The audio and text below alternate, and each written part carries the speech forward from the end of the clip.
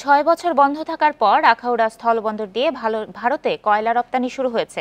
এতে বন্দরে প্রাণচাঞ্চল্য ফেরার পাশাপাশি কয়লা রপ্তানিতে উৎসাহিত হচ্ছেন ব্যবসায়ীরা। গত এক মাসে এই বন্দর দিয়ে প্রায় ৩,৫০০ টন কয়লা পাঠানো হয়েছে ভারতে।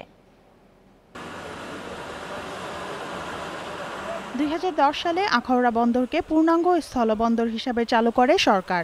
এরপর এ বন্দর দিয়ে ৩২টি পণ্য ভারতের ৭টি রাজ্যে রপ্তানি হয়ে আসছে। এর মধ্যে ভারত সরকার কয়লা উত্তোলনের নিষেধাজ্ঞা দেয় এতদিন বন্ধ ছিল কয়লা রপ্তানি।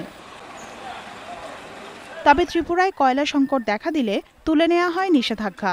রাজ্যটিতে কয়েকশো ইটভাটা থাকায় কয়লার ব্যাপক চাহিদা রয়েছে বলে জানান ব্যবসায়ীরা। ব্রিকফিল্ডের এখন সিজন, কয়লা ছাড়া তো ব্রিকফিল্ড চলে না। সেই হিসাবে আমরা যারা বাংলাদেশের জন্য আমরা যারা ইনপুট করেছিলাম বাংলাদেশের চাহিদা মিটাইবার জন্য, কিন্তু আমাদের চাহিদার পর্যাপ্ত কয়লা আমাদের মজুদ বিভিন্ন জায়গা। তবে বাংলাদেশের কয়লার গুণমান ভালো হওয়ায় রপ্তানি অব্যাহত থাকবে বলে আশা করছেন ব্যবসায়ীরা। আমরা $80 ইম্পোর্ট করতেছি, $110 আমরা এক্সপোর্ট করতেছি। এখানে আমার সরকার যথেষ্ট লাভবান হয়েছে, পাশাপাশি আমার বন্দরের চাঞ্চল্যতা ফিরে আসছে। কস্ট অ্যান্ড ফিডের সাথে মিলাইতে পারলে আমাদের কয়লাটা তাদের কয়লা উন্নত মানের হওয়ায় আমরা রপ্তানি করতে পারবো বলে আমরা বিশ্বাস করি।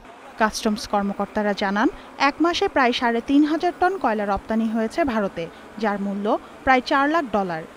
ব্যবসায়ীরা বেশ আগ্রহী, কারণ একটা ব্যবসায়ের সুযোগ তৈরি হয়েছে, নতুন একটি পণ্য ভারতে রপ্তানি করার সুযোগ তৈরি হয়েছিল।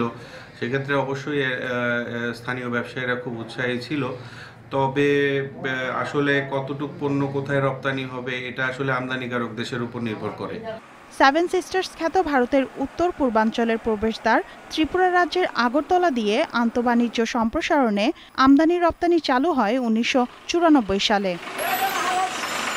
Independent news desk.